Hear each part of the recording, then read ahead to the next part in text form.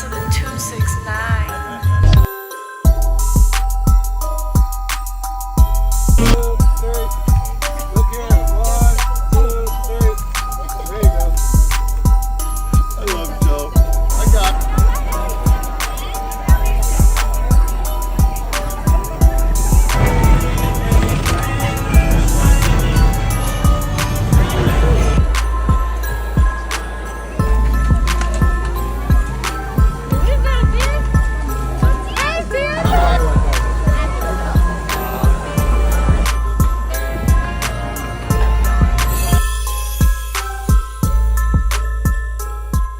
Hey, welcome back. This is the Too Naughty, Too Nice podcast. I'm Joe Lewis with Santa Corky and our guest, Nick Trawick.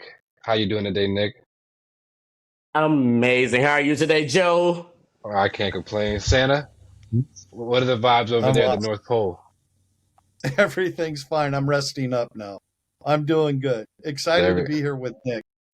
Excited to hear Nick's story. I sent you post-Christmas activities. I sent you a text about you forgot you didn't drop by my house. I think you may have What? forgotten or something, but I sent Oh, you my address again. no, it's Nick. I think your name's on the wrong list. I think your Check it name. twice because I think I'm at the top. It is alphabetical order, Nick, and you are on here. What the heck? But anyway, before I got to know you, even I was following you and watching your backpack, Grinchtora. Is that what it's called? Yes, Kleptora, the kleptomaniac Dora. Right. Honestly, one of the most brilliant things I've ever come up with is the name.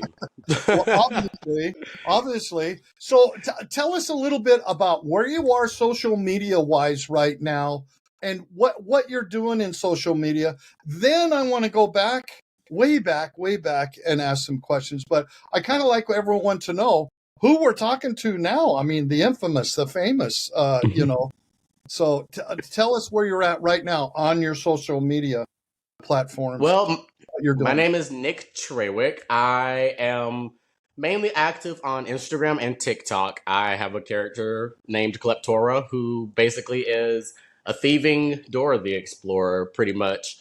And at this current point, I am here in LA living a full time job, like doing content creating full time, living a great life. I'm just having a blast. Like every year, I think I started Kleptora February would be 2 years ago, and I've done so much in just in the last 2 years that it seems like it was a longer period of time. Yeah, So we I'm just started even about more the same excited for the time. future.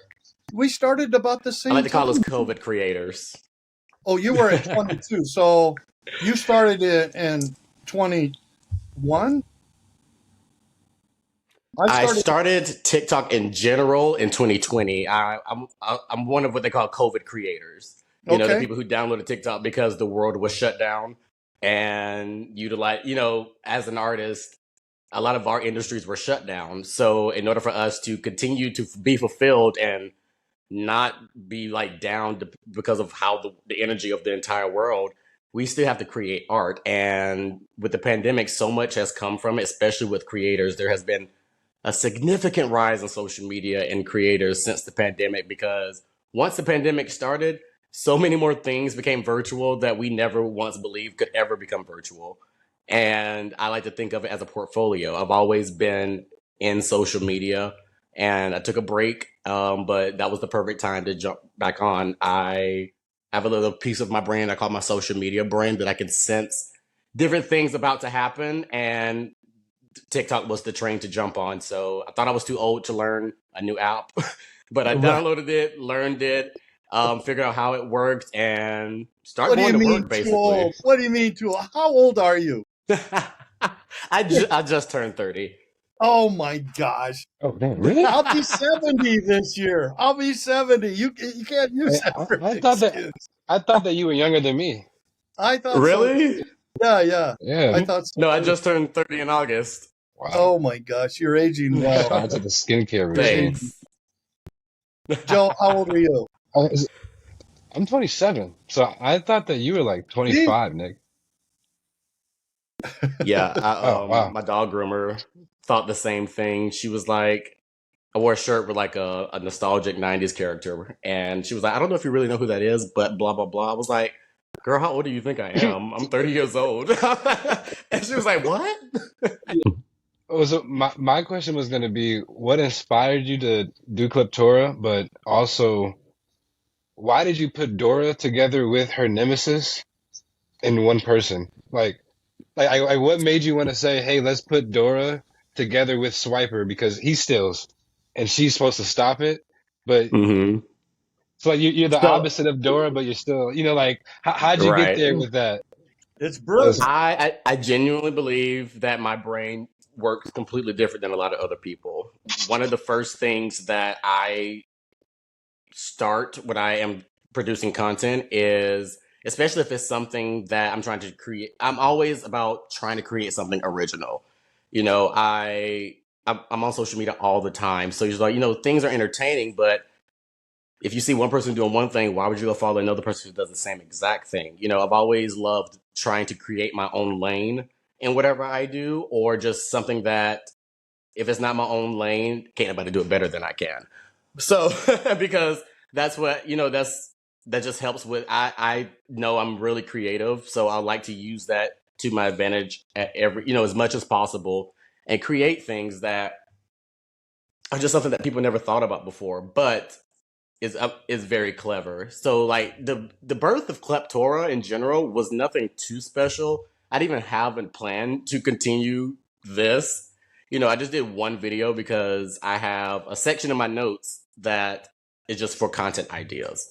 And whenever I was in a creative rut, I would just go to my notes, scroll through.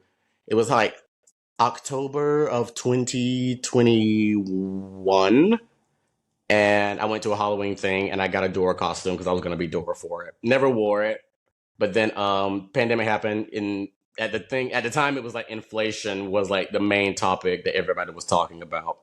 So one day I was just sitting in my bed and scrolling through trying to think of videos, and I passed by the Dora thing and I was like, well, I don't really have the proper costume, but I have a wig and a backpack. Maybe I can do something. And I thought about it. I was like, what are the things when you think of Dora, what do you think about? And the first few things is like backpack, map, all these different things. I'm like, okay, and all these things have songs. And immediately it just snapped in my brain. Instead of Dora taking things out of the backpack like she does in the show, why don't you put things in in? the And backpack. then Okay. it kind of just like started flowing together because like the swiper situation wasn't even a thought. It just happens to just mold into the Yeah. idea. It just all ended up working perfectly.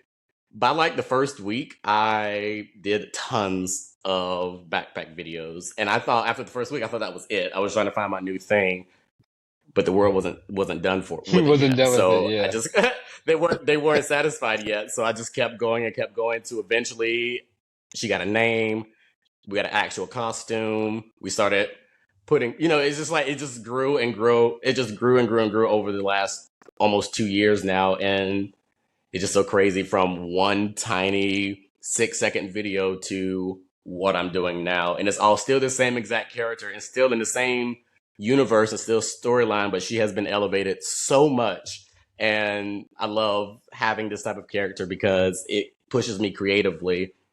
A lot of people have characters that they do on social media, but like for my Christmas series, I created a character from a character. And it was, it's just like I love just doing things that I don't really get to see often because I don't know, it excites me and it fulfills me as a content creator. The creative part is not just throwing stuff out there on the internet just for the sake of getting views and things like that. I appreciate, I love all the views, I love my followers, but I wouldn't be doing all of this if I didn't genuinely just enjoy creating my art and putting out there for the world to enjoy and to laugh at. And So it just works out because everybody else loves it as well. Yeah, I'm being inspired, but I probably need you to write it. But what about a Grinch Claus combining the Grinch with Santa Claus? Because I could do my beard different, put on the green suit ish. I don't know. There's literally there's no limit, and that's the fun part. And Well, once people realize that when it comes to social media, there's no limit. Like literally right, like a you can create sarcastic Santa. right. like a what? like a sarcastic Santa. So like the Right, right, so like you're like the right, Grinch, but you still gift back to people, but not because you don't do it in a jolly way. You do it because you know they need it, not because you want to do it. You know, to kind of shut them right, up. right. Hmm. Funny. Yeah. I had another question too that you never did tell us about where a lot of viewers probably have not seen you. A lot of my viewers, maybe or maybe not. Um, how big are your platforms now? On TikTok, I am sitting at 1.5 mil, and on Instagram, I'm sitting at 1.1 mil. That's awesome. And then Oh, like I'm not really active on anything else. But do you yeah, plan those to are my be? main two. I do plan for sh- uh, there's just more revamping that is coming with Kleptora in the next year. After like ending the year with such a huge project, which is a complete departure from the type of content that I've been producing for the last year and a half. Mm-hmm. I've been re-inspired and creating content again. And it started off because there were so many ideas that I had that I never utilized because I thought Kleptora couldn't do them. But then I just started realizing I can make Kleptora. I love having a character that's like showing what's going on in her universe and then bringing her into like real life events and things like that. I love going out in public in costume because it's like a Bigfoot sighting. She lives in the Kleptora universe on social media, but it's so much fun to take that and make it work with real life events and like Mm-hmm. start putting her out there and things like that. So in the next year, I see so much more. And, I never wanted this to be my career, but since it is and I enjoy it so much, I spent many years perfecting so many different crafts and like talents and stuff because I'm an artist. So now I get the opportunity to incorporate all my talents into my character, which is all my singing, my dancing, my acting. It just gives Kleptora a little bit more depth. And I genuinely believe that she deserves it at this point. People need to know a little bit more about not only me, but also Kleptora. She deserves more than just a quick 6-second flash. Like, she needs some depth. She needs a storyline. She needs to finally start talking in her videos. So it's like so much is becoming new with Kleptora. She is going to be unstoppable. Everyone should be afraid. I'm afraid of her. Oh my gosh. How did you come Hey, up with and the walk? also, It was not intentional. I didn't think that would be the thing of Kleptora. I just did the walk because I had a wig on for the first video. That was just like my natural walk that I decided to do when I put that wig on. I love a bob. I think bobs are one of the funniest hairstyles ever. So I literally went to go my first wig that I had. It was like a long wig. I cut it myself and turned it into a bob for like the very first Kleptora videos because I just love how they move. It's just hilarious. And then after the first few videos, like within the same day, that was what everybody kept laughing at the walk. The And walk, then I yeah. started doing like the green screen photos of like the bad car parking, which wasn't on purpose. I just put a picture of a car parked and it was parked awful. I didn't pay attention, but people thought that was hilarious. So, it's just like putting things out there. Everything with social media is like trial and error. So I'm putting things out there. I'm seeing what my audience is liking and I'm capitalizing off of it. So now it's like, I'm really good at branding. So it's like, I want to make sure like all this stuff is just constantly done and thrown in your face, but it's not going to be, what's the word I'm looking for? It's not going to be to the point where it's just like, you're just posting things. I try to make sure each video has layers and layers of things to laugh at that are completely different from the video before. So that way, you watch it to get the joke, and then you watch it a few more times after you get the joke to keep laughing. That's kind of like that was my formula when creating my content to grow so fast was shorter form videos, but I love comedy and I can make, there's so many ways you can make things funny visually, audio wise, the caption on the screen. There's so many things. I like use every aspect to create something funny. So that way people can watch it over and over and over and finally get the huge joke that's just all over. It's like, I don't know. I think it was a perfect formula and obviously it worked. Right. what is there a reason why you're not going on YouTube? I before up to this point, it was pretty much just laziness. I was I wasn't satisfied with creating short form videos, but I didn't have any motivation to do anything different up until like more recently. So now it's like, now that I plan on producing high quality projects throughout the entire year on top of my normal content, I am going to start going on YouTube, so that way that can be a platform to where people can watch. Like I did the 3-part video series for Christmas on Instagram. That was a cool idea, but realistically, that form of content sometimes mainly lives on YouTube. That's a completely different audience. And you've typed my name in on YouTube, like everybody else is posting my stuff. So it's like, I need to get on there and start posting my own stuff, because that's a completely different audience who doesn't get a chance to, even if they only see me from the YouTube shorts and things like that, all the depth and all the creation of my character that I'm about to start creating and putting out there into the world, they also deserve to see it as well, because they love my stuff on YouTube as well. So I just want to reach out to as many people as possible, because it's been a fun 2 years and everybody deserves what's to come in the next year in regards to my content. I love the way that you look at that. Everyone deserves that. That is so good. You are so in tune with your community, and that's one of the keys that have helped me have some success also, is being in touch with your community. And that's phenomenal. When I see most very successful creators, artists, actors, to the point, there's always a story behind the story. There's always a story behind it. And that's kind of where I would like to go with you, is tell me, where did you come from? You're not originally from LA. Where did you come from? And what was it like? What was your childhood like? I would like to know. So for 25 years, I was born and raised in Dothan, Alabama. It's a very tiny town, Southeast Alabama. If you Google the peanut capital of the world, we pop up. We have like the National Peanut Festival. It's peanuts everywhere, peanut statues. That's just, I don't get it, but that's what it is. So I grew up in Alabama. And honestly, I had up until like my 11th grade year in high school, I've always just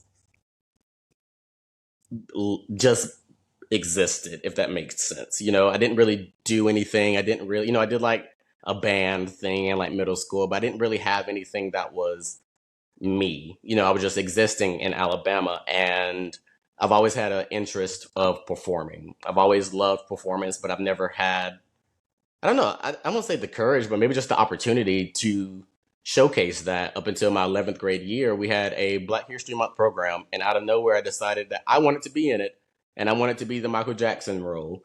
First time on stage, sang Man in the Mirror, dressed as Michael Jackson. Got, round of applause. Me being a Leo, I'm an August Leo. I love applause. I love instant gratification for doing something that was good. So I was like, oh, that kind of felt good. That was my first taste of that, and me realizing, oh, this is what I've been craving this entire time. Move on to like 12th grade, did my very first talent show ever, senior year, and won. So at this current point, I am on cloud 9, and I'm like, all right, my plan was to go to school for dentistry. I wanted to be a dentist. But after my senior year, I decided the plan was to do a few years at a community college and then go to university. And when I got to the community college, first day, I changed my major to theater. And I did college theater for like the next 4 years. I didn't go to any academic classes. I pretty much just showed up to the college I was on a vocal scholarship and a theater major. So I only showed up for choir and theater. I didn't care about math and things like that because it didn't interest me. That I'm at a point to where I feel like I was an adult enough to do things that made me happy. And if it did not make me happy, what was the point of doing it? I don't care what society says. I don't care if people say, oh, you have to do this math class in order to do. I don't want to. I genuinely just don't want to. So if I don't want to do it half of the time, I probably won't do it. Whether if it's good or bad, I'll learn it's a lesson to be learned, or it will be something beneficial for me for taking that step. So did the college theater for a while, moved on to community theater. So pretty much my theater career in Alabama was like 10 years long. Last few years was a dancer in our dance company in my hometown and choreographer for like high school show choirs and musicals. But all of that being said, like I did all of that because I had to. You know, any job, any office job that I had in my hometown, I lost under a year because I was just not fit to work. One, for someone else, and two, in an office on a telephone talking to people. And once I decided to join the dance company because they were the only place in my hometown that I could perform and learn and also be paid. You know, so me being a theater boy, my ultimate dream was Broadway. So I wanted my resume to look great. But then got to a point to where I realized I was in a dance studio for like 5 days a week or like teaching dance to kids or, you know, things like that. And unfortunately, you know, I didn't get into this profession to teach kids. Like, you know, none of this, that was never my plan. So once Right. I realized that I was falling into a hole that I recognize a lot of people in like small hometowns falling into, where you end up just settling because that's what you have to do. I got immediately depressed. It was like in November of 28. I freaked out, and the only thing that I knew to make me happy was to leave. So secretly, I planned. I like did a bunch of research things, and it got down to the last two places was New York because I was a theater boy, and LA because I just wanted to live the LA lifestyle. You know, the first time I was ever on a plane was from Alabama to come here in 2019. So it was like I literally flipped a coin and it landed on heads, and I moved to LA. Wow. One of the best decisions I've ever made. Like all of this, all my success is from a coin flip. And that's, I believe that, you know, everything happens for a reason. And had I moved to New York, I wouldn't have been able to survive in New York during the pandemic like I could have here. You know, everything was a lot crazier there. And yeah, so now I moved here. The plan when I moved here was just to have a better sense of life. I didn't come here to try to be famous at first. I didn't come out here to try to like start doing the movie things.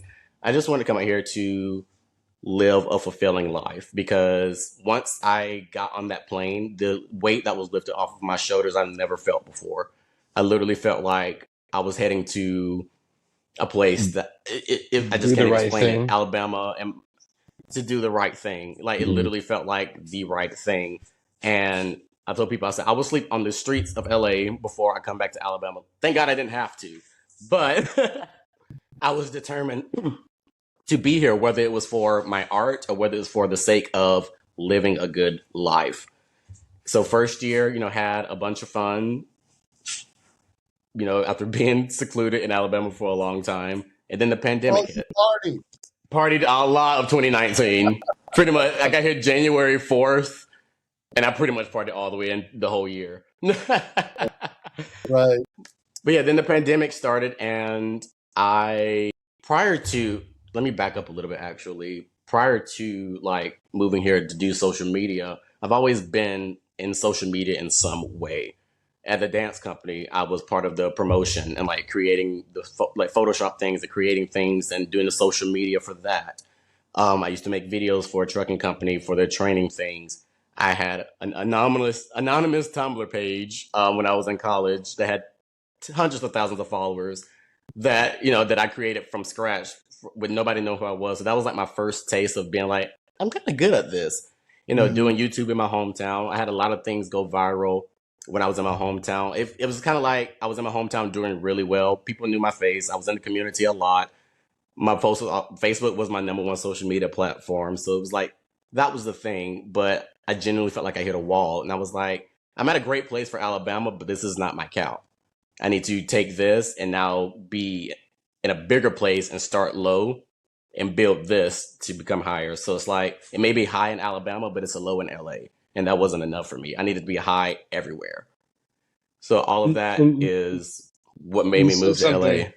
You said two things I think that were interesting. This is actually the second thing that you were going to say that I'll applaud you for, that I think a lot of people don't see or understand the difference. And there's a saying in that those who can't do teach, right? And so you said, you were you were dancing, but you were teaching, and you started to hit this wall, and you're like, all right, like I'm happy to be dancing, but I didn't sign up for this to be teaching dance. I signed up to be a dancer or to be entertaining, not teaching kids how to entertain. Shout out to the kids. We all love kids, but did not sign up to teach. If I wanted to go teach, I would have got my teaching degree, right? So I think that because a lot of times, throughout my career, I think I just stopped hearing this from people. But the first thing that they would say is, "Oh, go teach what you know. Stop trying so hard to go be, the world's biggest music producer, the world's greatest artist, or the world's biggest social media person. Stop trying to be the world's best. And since you have all the knowledge to be the best, just go teach it and hope that you teach the next generation on how to be the best." And they think that you're supposed to be happy with the idea of just doing what you love in that action versus what are you doing and where is it going. So you're happy to dance, but you're not happy to be teaching kids. You want to dance on the big screen, not all the way Exactly. fulfilled. So I applaud 100%. you for like knowing that, because a lot of people, they'll go, "Oh, I'm happy to be dancing. I'm teaching dance versus on the big screen, but I still get to dance and everybody can't dance." And I hate that. Like I hate that settled mentality of everybody doesn't get to do what I'm doing. So I'm okay to be up right here because everybody risks to be right here, even though I want to be up here. So I see where you didn't settle at, because I got hit with those same like situations where you get to do what you love, but not how you want to be doing it. And I think that's a better way for me to say it, is that I applaud you for knowing how you want to be doing what you want to be doing, because some people just get satisfied with doing what they want to do, happy to be making Right. beats, versus on the billboards. So that was the one thing I wanted to say. Shout out to you. A lot of creators don't grasp that, and we see a lot of creators who, at the moment money gets tight, or the moment they haven't gotten their numbers or the growth stunts, they stop entertaining, and all of a sudden they become this guru.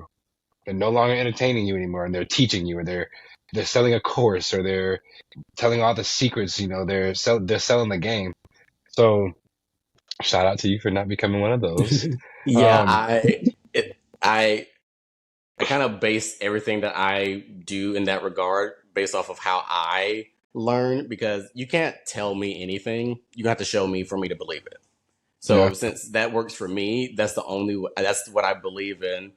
I don't like being preached at. I don't like being told what to do. I like to be shown what to do and make the decision myself whether or not what I've seen is going to work for me, and that's just actually just growth in general. People can tell you to do stuff all day long, but if you're not in the mindset to where you're actually ready to do that yourself, it's not going to work out. And then you get down on yourself. Like, I know what needs to happen, but until I am in that position to where, okay, now this is the step. Because like all the stuff I plan on doing next year, I already knew that, but I wasn't motivated enough to do it. So if had I started it in the past, it probably would have failed. I wouldn't have enjoyed it as much. So everything takes time, and I just feel like there's a little bit more. It's a little bit more genuine to like teach someone something if you're more than just a body teaching. Like there's just something more deep when it's like, yeah, I'm here to teach you something, but not only these dance moves, inspiration to see like I'm here now teaching you because I've been through so much. I didn't really do anything. I wasn't going through anything at the time. So it's like I'm teaching these kids all these dance moves and stuff, but I didn't feel like I was in a position to teach. Like if I want to teach someone something, I want it to be I wanted to teach something with some sustenance, like some dance move, but also my presence being enough to teach you, like to inspire you because I've lived a life instill throughout the energy. artist. Exactly. That makes sense. So then you said another thing that makes you want to ask a question. So you basically say you're 0 or 100, hot or cold, black or white, yes or no. Very extreme, no middle ground with you. Which I think is something that me and Santa have in common a lot, is that 0 or 100, don't ask us to do anything that we don't want to do. If we have to do it and we don't want to do it, it's probably going to end up really bad. So just Let us do the Yeah. things that we want to do. That way we can do them great, or don't let us do them at all. And a lot of times, personalities like that make it so that we are either really good or we're really bad. So sometimes in life we are too naughty and sometimes we're too nice. And that's how Right? this, Exactly. podcast came about was, you know, we've, we've all had moments in our life where it's, we kind of went extreme on the naughty side. We overkilled it. And then when we decided to get nice, we've been taken advantage of, or, we kind of get told that we have too kind of a heart, too big of a heart. So talk to us about some times where you knew, or when you look back, you're like, hey, I was too naughty. Like I was definitely off on the deep end, too far left, too far gone. Was probably treating everybody in my life like whatever. And then on the flip side, where was a time in your life where you decided to be pure-hearted and probably got slapped in the face by life, unexpectedly thinking that if you were nice, that you would get nice back versus finding out you were too nice. Right. Yeah. Yeah. Can I frame this a little bit better? I want to frame it too. That's a perfect question because I was wondering how we were going to get there. And Joe, you did a great job. When's that dark time in your life where you were going, whoa, whoa, whoa, I'm too far into the darkness and I'm losing my grip on things. I'm losing who I wanted to become or the potential I felt I had. So that we call it too naughty. And because I've had that time with my alcoholism. So I'd like to know about that. Well, it's crazy because like I have had that moment, but I didn't realize that moment was happening at the time until way later. So basically, up until my entire life in Alabama, I genuinely believe, like I know it was a completely different Nick. I was never the warmest person. I'm still outspoken, but like not being a warm person, I would say slightly mean. A lot of people will probably say the same. Um, and I didn't have much sympathy for people. I didn't have much empathy for people. I didn't understand those things because of the place that I grew up in. Certain experiences emotionally, you understand either you go through them or because you're surrounded by them. And me just in my mind, just thinking like nobody touch me, nobody do this. Like I'm not here for affection and things like that.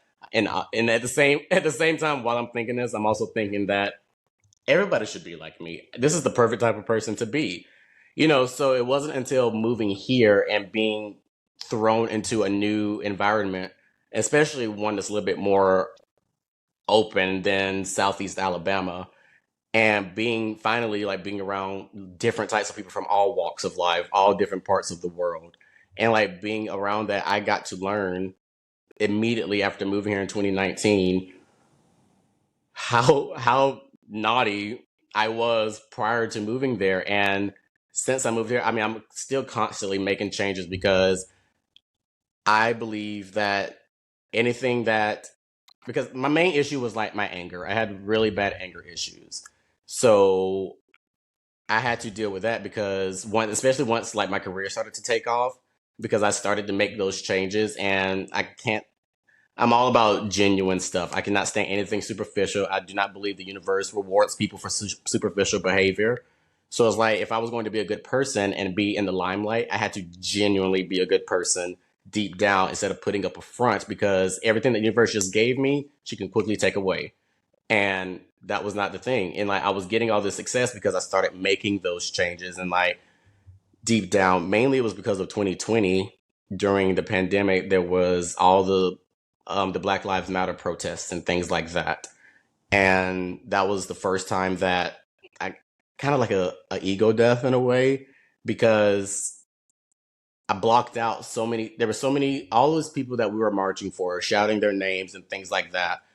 All these situations that all these people have been in, it made me realize when I was in Alabama, I've been in all these situations as well, just being a black man in the South. I've gotten pulled over numerous times for random car searches for no reason.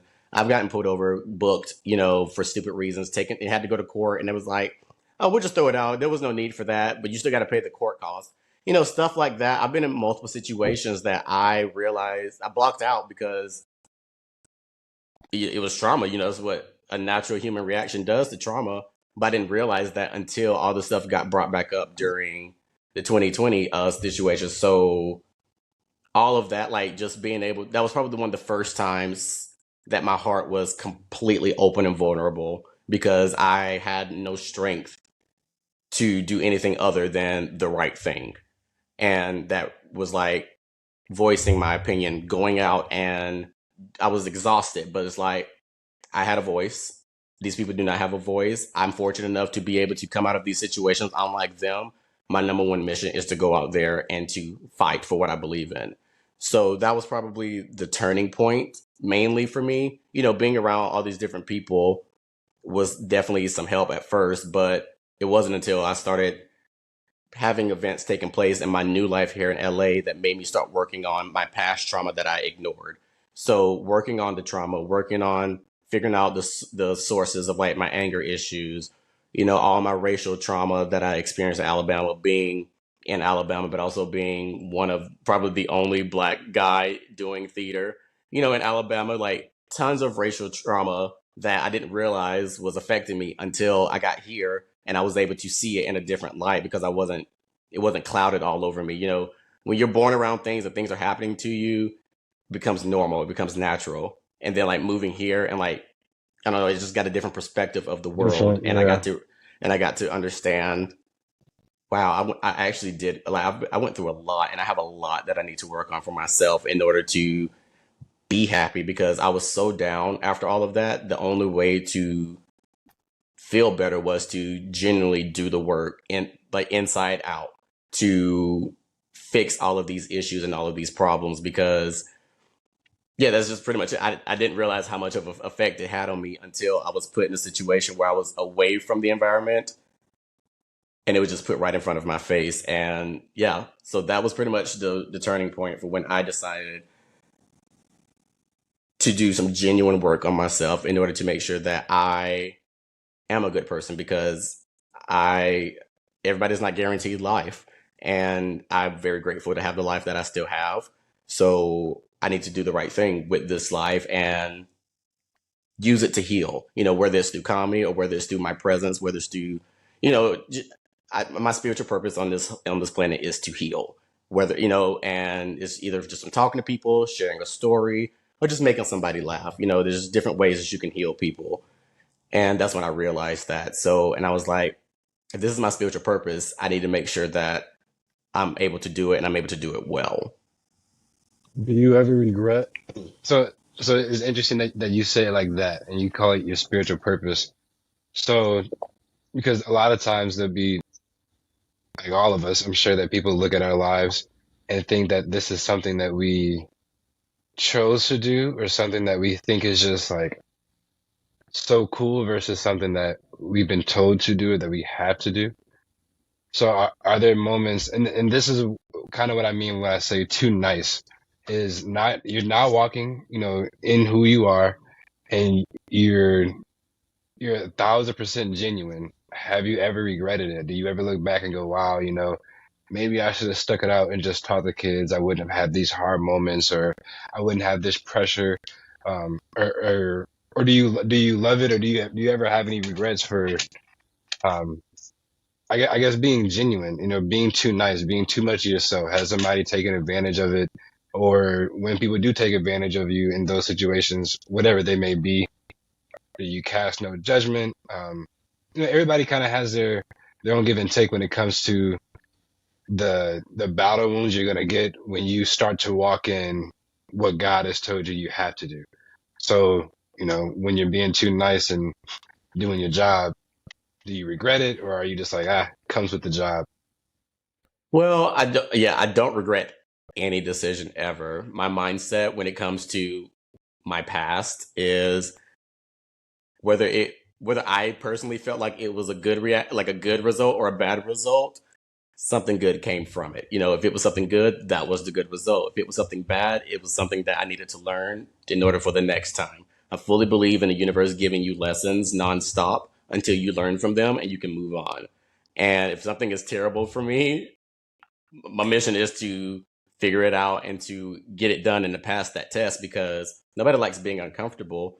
So I don't regret any decision that I've made, or because I just always believe I made it. I made it for a reason. I genuinely believe I am being guided through my life, through the universe, who tells me things. So if I'm feeling something deep down in my soul, like intuition, I'm gonna follow it, and I feel no regret towards it. There have been situations to where, like, at the beginning of like these different shifts, where you have to start gauging things, because like I was way too friendly at first, which was completely not me. And then, like you said, people do start taking advantage of you. So I like to I like to think I'm not. I don't know. I'm never the person to be walked over, and I am very confident in what I believe in, and I will have a voice. But it's mainly about my delivery and the way that I say things was the issue. So I am So definitely like, so you don't have to worry about being too nice. You got to worry about being too naughty. yeah, There you go. All right, there we go. Now we're pretty getting there. much. There we go. Yeah, And but it's like it's not a everything bad I problem to say. have. Yeah, I'm never like malicious, like intentionally. If even if it's unintentionally, like I understand and like I will fix it. But regardless of being nice, like naughty or nice, the world is the world. So you got to be able to stand your ground and to be solid in yourself, and in order to get what you want. Basically, you can't just be blowing with whatever anybody says, because you're not going to get where you want. You're going to be wherever somebody else wants you to be. I know where I want to be, and I'm going to make sure that I get there. And along the way, we'll cross bridges when we get there. But it's all about how you approach situations. And I always believe, like, stand up for what you believe in and voice your opinion and voice what you want.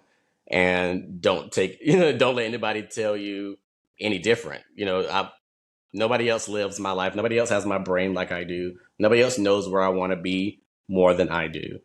So I refuse to let someone else come in and pretty much just take control over that, because like I know what I want, and especially when it comes to like people coming to me for like brand deals and things like that. And they're trying to create my content for me, and I'm just like, that's not how this is gonna work.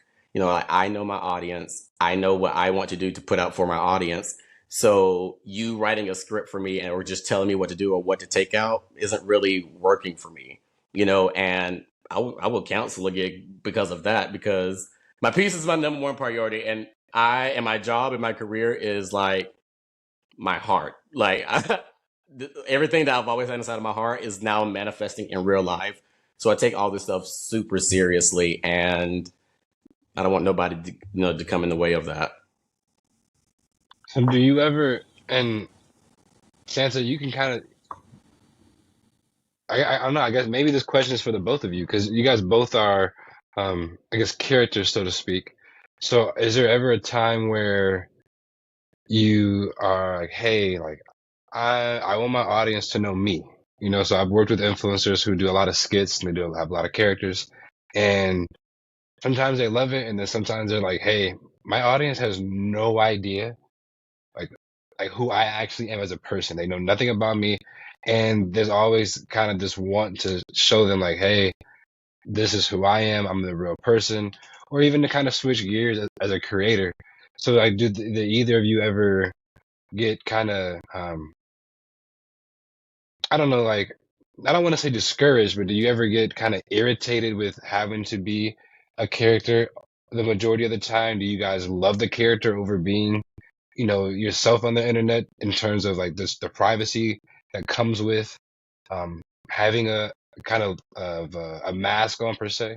Like, how do you feel about that in regards to your character, and then you as a person, and then what you do or don't want the world to see about you?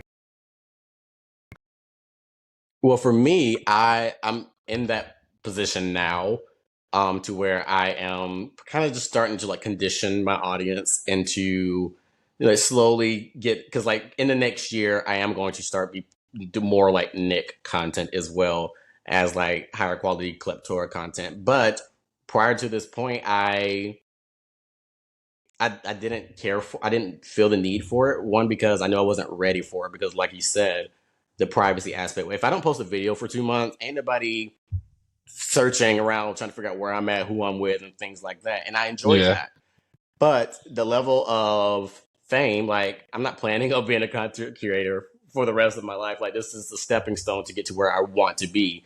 So I understand, like, once once you hit a certain level, that is going to happen. And it's like I said earlier, but I have to be ready to take that step. And now I'm at a point to where, okay, it's been 2 years. I was able to be a character. I think now at this current point, I'm okay to start letting a little bit of myself show. It's because it's up to me. I have control over how much of me I want people to see. So I'm just taking it, slowly, and it's the way that makes me more comfortable, because I don't want to Yeah. just throw everything out there at once and become super overwhelmed. That's Once you become overwhelmed in your work, that's when it's no longer work; it's a chore.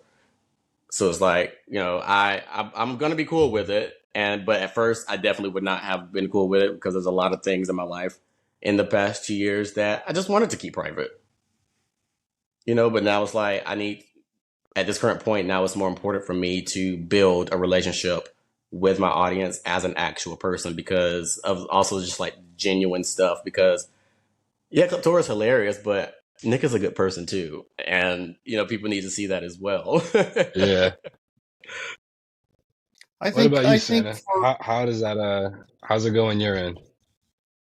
I think that's one of the reasons we started this podcast, is so that I could show you the man behind the suit. Because in my character, and I think that's what's made me a little more relatable, is that they seen a little bit of quirky behind Santa Claus. They kept seeing a little bit and they liked it. And the more that they saw, the more that they liked. So it was my opportunity then, like you say, I mean, we're coming up to 2 years. That's so cool, Nick. I did not realize that. I know, We're coming up right? 2 years, and I love my character. It's been a blast to do, and I will continue to do it. But I think that part of my whole mission at this season in my life is to leave a legacy for my kids and my family, to leave a legacy, because behind the suit, I wasn't leaving too good of a legacy 12 years ago. And I'm trying to make up for some of that. And I don't have to. I mean, my kids are all good with me, and, but it's, if I can make more of an impact now from where I used to be to where I am right now, to make that impact is so huge for me, because at this point I get letters from people, I get cards from people, to where my character has made a huge difference in their life. Well, that character is the real Corky inside, is that character. So they need to, I believe, I want to show that more, because there's someone out there that is dying from anxiety, dying from alcoholism, dying from depression. And I think And they that, deserve it. yeah, and they deserve it. I love that you say that. I love that you say that. And they deserve it.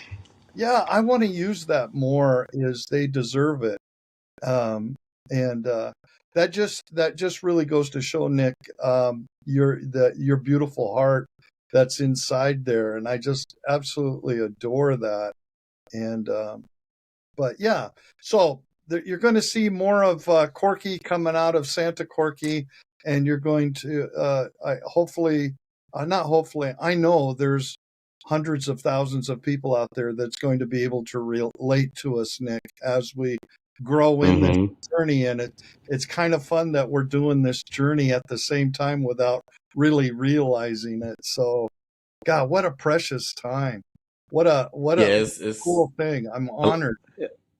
Yeah, I love it so much. And it's like, I love what you said about, like, you felt like you didn't leave too great of a legacy prior to the character.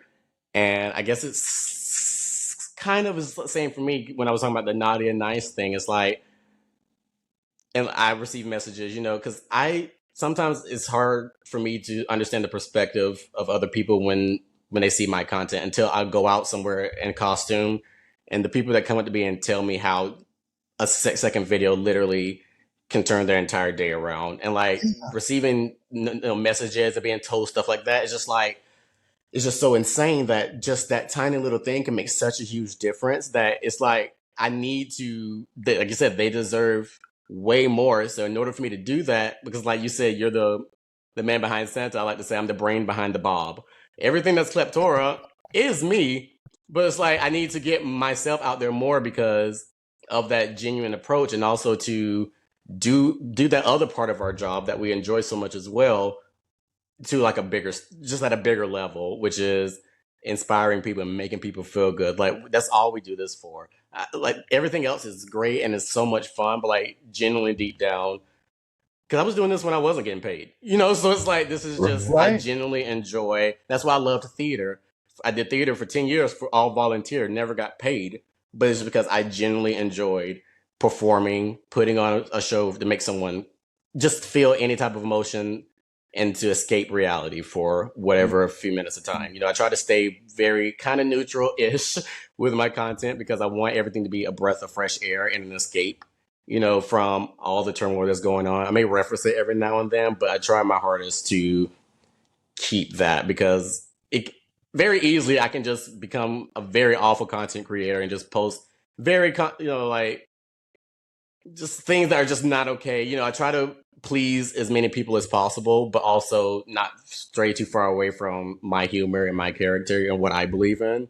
But, that's part of my creation, is molding all of that together. And I'm willing to put in the work because it has the biggest effect in the end.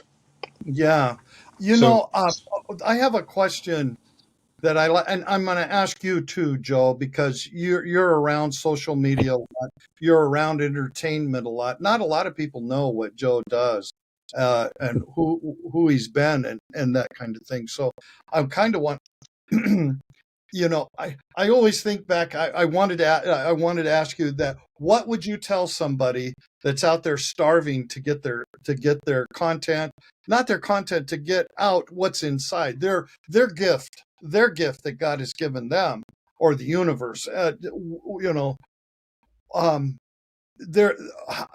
What would you say to them to just get started? How do you do it? I mean, why you should do it? I'm trying to put it in a nutshell a little better. I would say, I'm 70 years I old. would I say, always think of young people. I'll be 70 soon. I always think of young people, but there's a 60-year-old somebody out there that needs to talk about their dog rescue. I don't care. That kind of. I would tell them to. So a lot of people think about, oh, shoulda, coulda, woulda, right? Oh, I Yeah. shoulda, coulda, woulda been a superstar. And what no one ever kind of stops to realize or think about is stop running. So what happens in life when we stop running? So people start to think, oh, I shoulda, coulda, woulda been a superstar, but I had a kid and I had a life, and I'm doing okay. I make $250,000 a year. I got two cars, a wife, a dog, a fence, whatever, right? But no one ever stops to think about all of these emotions and things that I just told you about: the wife, the dog, the fence, the house, the whatever. That was me running from the superstarness. So what happens when I stop running? So I would tell people who want to get out there and who feel that they're not walking in their God-given gift, it's a lot easier to walk in the gift that God gives you than it is to run away from the gift that God gives you. So just stop running, or keep running and seeing how your life will get fucked. I don't even know how else to say it. You'll be fucked if you keep running away from it. You just keep spinning out, and you spin out, and you spin out, and in your head you always have this shoulda, coulda, woulda feeling. But it's instead of we got to flip it from, oh, I shoulda, coulda, woulda been a superstar, to I shoulda, coulda stopped running from my true identity. My dad, he always gives you little like life lessons right when you need them. And when somebody had passed away, I was a kid, maybe like, I don't know, you had a lot of deaths in the family and in the church community and in this kind of span of time. And I had just paid attention to funerals and how they work in terms of a show. You know, the mortician does a thing every single time. They do the same things with the caskets and the flowers and whatever. And I remember asking my dad on the way home from one of these funerals, I just said, Dad, why would somebody want to do this? Like, they're every day they're sad. They're around these funerals and they're just sad. Like, this is hands down the worst job in the world. Dead bodies, crying people, funerals, like, sad. Who wants to do this? He just started laughing. He goes, bro, somebody has to do it. I'm like, yeah, but who decides that job? Like, you could be anything you want in the world and you want to be a mortician. And he goes, so God put them on earth to do that. Somebody has to do this. This is what makes the world go round. They're happy doing that. So they're happy being a mortician? Because absolutely. They wouldn't do it if they didn't like it. He goes, the whole family does it. It's a family business. They love that. I'm like, wow, that's crazy. But those are people who were operating in them true selves. I had an issue with the fact that my true self means that I'm supposed to be an entertainer. I wanted to be a teacher. I wanted to be a football coach. That's what I wanted to do. That was safe. That meant that my creativity wasn't out there. I didn't have to share my emotions. I don't have to walk around smiling. I don't have to tell you when I'm damaged. I don't have to write a song when I'm sad. I can just go coach and go be a teacher, you know? But I was miserable, nonstop miserable. And miserable and felt very small. You know, I was working in a building. I had 200 kids that I was working with. It's cool. But when you look at somebody like, you know, your favorite artist or your favorite entertainer, they can change 200 lives like that. But if I'm a principal, it's going to take me all year long and, you know, 4 or 5 years on a rotation for me to affect 1,000 kids positively. If I'm rich and famous and got influence, I can just, boom, school for kids, boom, world hunger, whatever the fight is, right? So I would tell people to stop running from whatever it is, you know, your God-given talent is, especially if it's shiny. You know, like Nick, I'm sure you ran away from doing this. You know, no one's gonna believe you because why would you run away from being an influencer, from having 1 million followers, from being talented, from being able to sing and dance? Santa, why would you run away from being able to go live and paint toys and make money? And that's your gig. Why would anybody run away from these things on the outside level? But no one knows what it took to get there. No one knows what it takes to keep it there. No one knows that sometimes quirky, you want to be quirky. You don't want to be Santa, you know, and sometimes you don't want to be I'm going to say her name wrong. Say her name one more time for me. Cleopatra, as Beyonce says. So that was gonna be my next. I wanted to ask you before Santa asked me this question. Beyonce knows you, so like, what's that about? Right. Like, how did that make you feel? Oh, really quick, because I really wanted to touch on that last point really quick because I love what you just said about like not running because it's a cliche line, but like the key to success is literally happiness. But there's also more right after that point. So say you did get to the point where you're like, okay, I'm not going to run anymore. Let's just say content creator. I'm not going to run anymore. I want to be a content creator. I think the main thing that helped me was mindset changes from what I was taught and what I believed in was supposed to think. So the number one thing is don't compare yourself to nobody else. Yeah. You know, I don't compare my content to a single person. I don't, like everybody has every single aspect of every single thing in everyone's life is completely different. Everybody has their own path. Everything is unique to your person. I call it compared. So it's like, why would I compare? Don't get compared items. Don't. There is. Do not do that. Isn't there a saying like comparison is a thief of joy or something like that? Mm. Mm-hmm. And then the other main thing that helps is everybody has a goal. You know, you have a goal. You know where you want to be. You know where you are, and you know where you came from. The only thing that is super important when you are reaching towards your goals is the present. If you have a plan and you know where you want to be, the past is already in the past. it's over. The present is what is going to get you to where you want to be in the future. If you know where you want to be in the future, start living that life in the present. And also being content with every single part of your present situation, regardless of if this is where you want to be or not. If you're not grateful, you're not going to get anything else. You know, So so That I know that where I part want to be. right there, yeah. That yes, there, that's it dude. right there. Like You have got to be content with your present. Yeah. I know where I want to be. Before even Kleptora, I was like not where, so not where I wanted to be, but I was happy. I was content with where I was because 5 months prior to that one wasn't where I was at that 5 month mark. You know, so it's like I used to think about that like every few months, like, oh, Nick 6 months ago would have loved, you know, I may Right. not be where Yeah. I want to be there, but like I'm in the present, and it's also just helps mentally. You can't focus on something that hasn't happened yet, because if it hasn't happened yet, you haven't done the work present to make that happen. To So it get doesn't make it. Yeah. exist really. And depending on the word, because time all exists at the same time, past, present, and future is all happening at the same time. So if you are not doing what want to do in the present to get to the future you want, that future doesn't exist. If you are actively present and working on and being happy with what you're doing or where you want to be in the future, that future is already happening.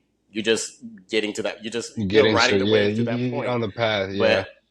But I just think that's the number one thing is being present and content in whatever in your present, and also not comparing yourself. And once you do that, you know, because it's like not comparing yourself goes to, oh, I'm making a video, but it doesn't have that many likes.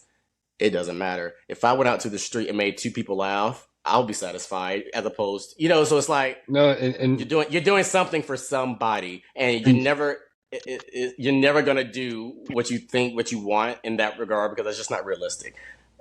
Like I've been doing social media for a long, long time. Kleptora blew up really fast, but Nick has been doing social media and studying algorithm for like a mhm. decade plus. So it's like I've been doing the work up to that point to where now I'm living the life that I was working towards at that time, because that's you know I like to think life is a video game. You know, if you know how to play it, you can get what you want. Yeah. No, you know, you're hitting it right on the head. Is so there's one thing that you say, you know, you say if you can make 2 people laugh, that's good. And I think that that's also how you know that you're doing the right thing is because, you know, I grew up in the church. Dad's a pastor.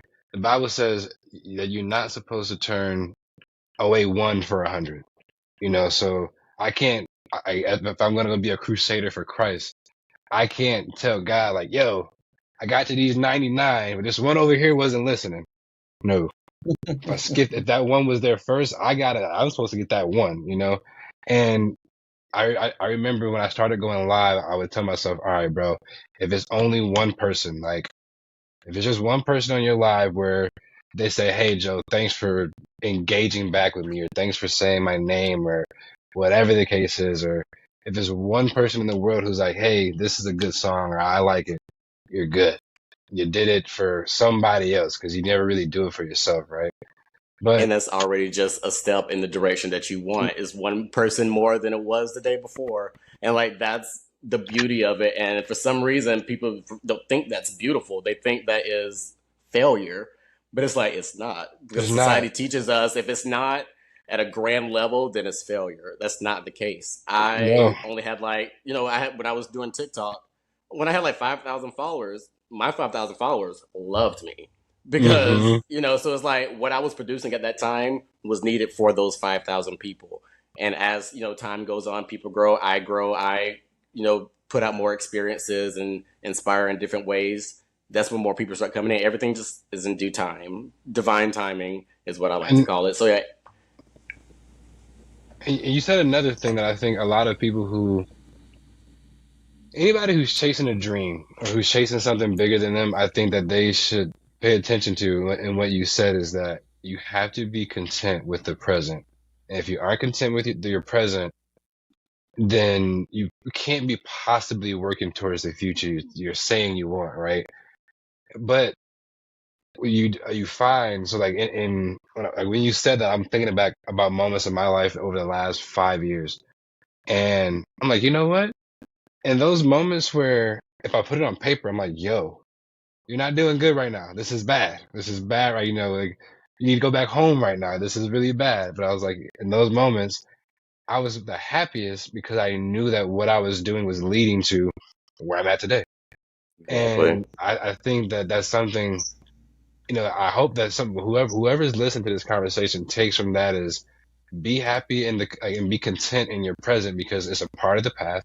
You have to do it. You have to go over these stepping stones or cross whatever the case is. But if you're truly working towards and living the future that you're saying you want, why wouldn't you like your present moment?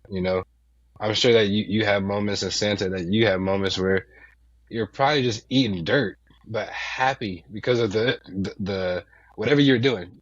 Happy to be acting, dancing, being Santa. Um, so I wanted to kind of re-hit on that and hope that somebody pays attention to what you said. But I also want to shift gears a little bit. And I know this is probably going to be cliche, but Beyonce knows who you are, and that's something to talk about. Um, I seen the video where you're at the concert and she's like floating above you.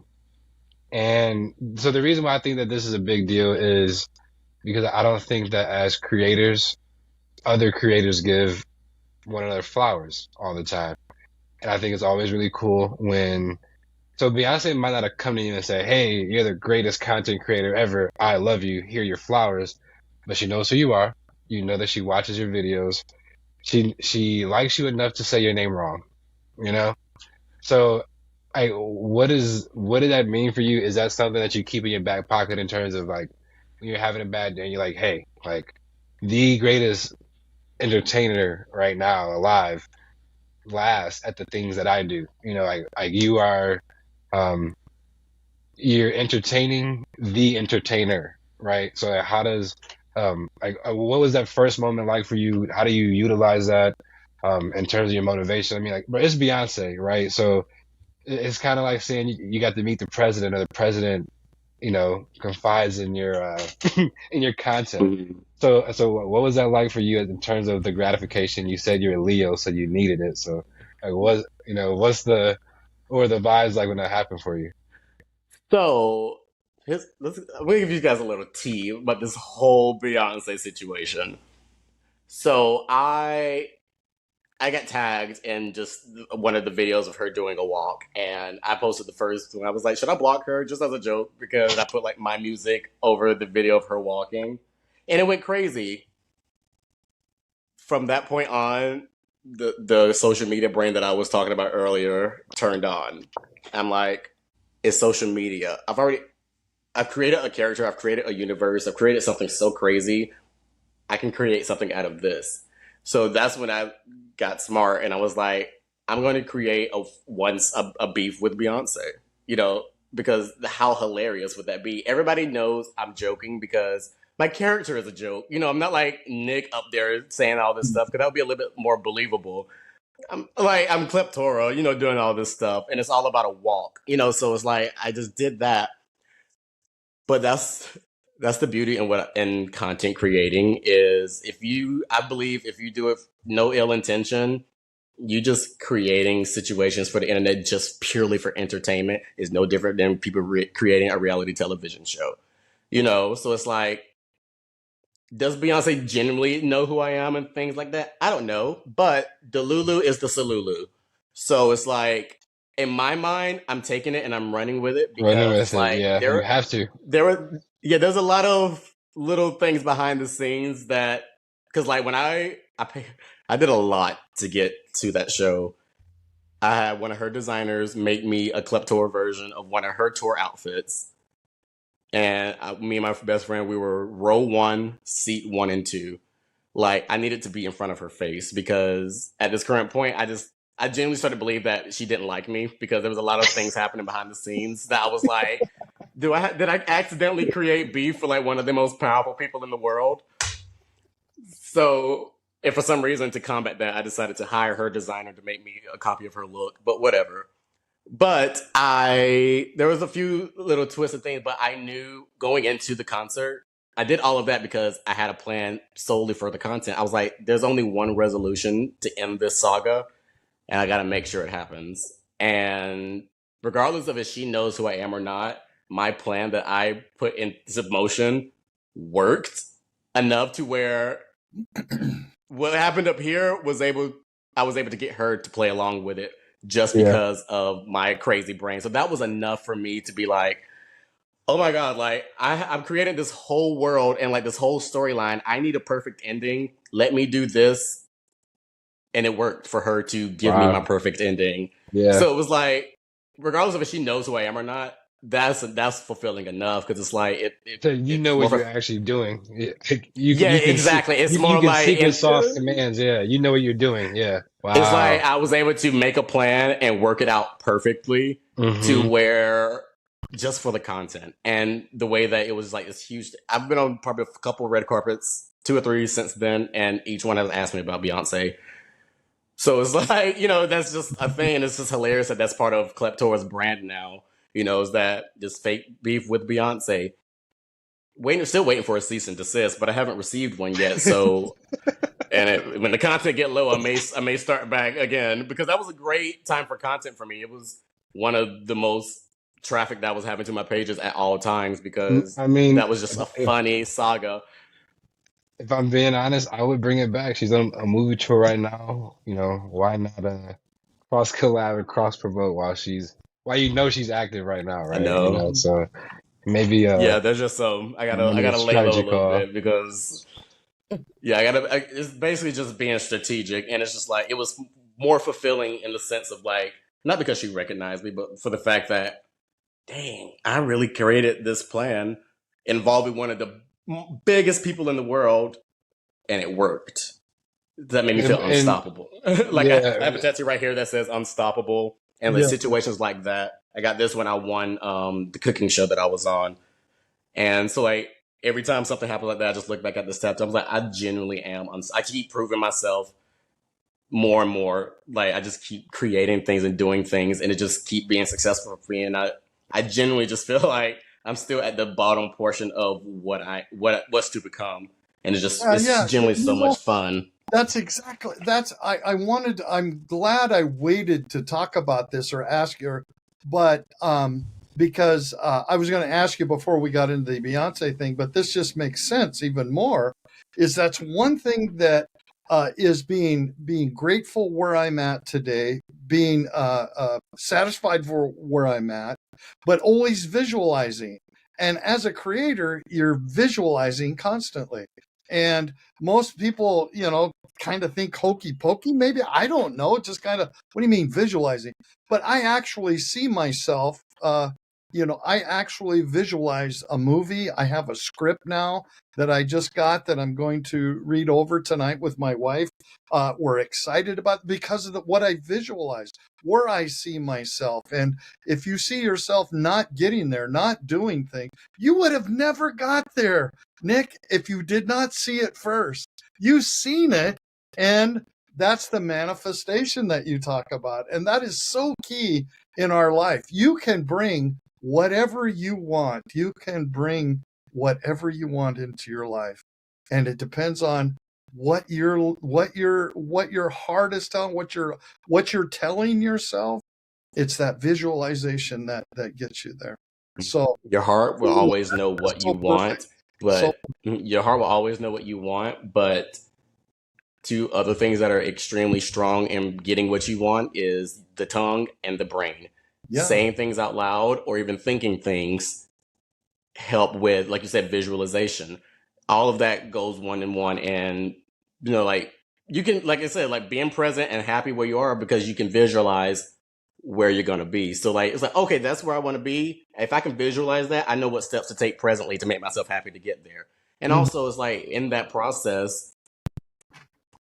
that's what, and I'm not even gonna lie to people, like that is a very important part, but it is probably the hardest part because once you are like happy, like things are going your way, the second something goes the way that you don't want it to go, people get down, and that's literally, and that's why, and that's the end. That's the end of the journey. So it's like even when things are bad, you still have to find joy and like happiness and what you are doing in the present. There have been many situations to where I completely stopped making content because I was just completely down. That whole protest time, TikTok kept removing my videos, talking about things, unless it was like something comedy related. So I just felt like a sideshow puppet, and it was like damaging to me because of all the racial trauma. It was a lot going on. So I stopped making content for a very long time. But the second that I changed my mindset, which was like October, that November was my first gig as a content creator with Savage Fenty, Rihanna's brand. And that was the momentum I had going into the new year. So by February, Kleptora was born. So it's like Right. me not having that visualization anymore of where I want it to be shut my life down. And me getting out of that and started visualizing where I want it to be again, picked it right back up. Isn't that amazing? And it's just, the proof is in the pudding for me. It's a spiritual thing for me. Absolutely spiritual. Same. Yeah. So yeah, exactly what you said. You gotta visualize what you want. You have to speak what you want. You have to, you have to be careful with the things that you say and the things that you think, because if you think I'm not going to be able to do this, you're not going to, like point blank period, you literally just won't be able to. Yeah. Guard your thoughts. Well, hey, I think we've had a beautiful podcast. I hope. I agree. Yeah. It was so exciting to hear your story. And wow, I'm a different person today. Thank you. I appreciate That makes me feel good because I'm smiling. Like that's what I love. I was telling my friend the other day because she was like, "You're literally just so fun to be around." I was like, I've always loved the compliment when people tell about someone when they leave a room, they make everything better than it was before they got there. And that's how I operate, like in any situation, because like I said, I know I'm here to heal. So it's like, even just having a good conversation with someone with some laughs and things, it makes me feel good. So thank you for having me on here. Like, this is the best part of my day. Awesome. Well, and I'd like to say that, the people don't care about all the words that you say. It's when you do walk away, how did I make them feel? How did they feel walking away from me, and the difference that I can make in their life? And today I'm a changed man thanks to learning more about you, and I can't wait to spend some more time with you. I hope to have you on I can't wait. Sometime soon. So in your progress. I will be here. Yeah. Awesome. Maybe next time she'll make an appearance. Who knows? Yeah, that would be fun. She's over here in the chair right now. Awesome.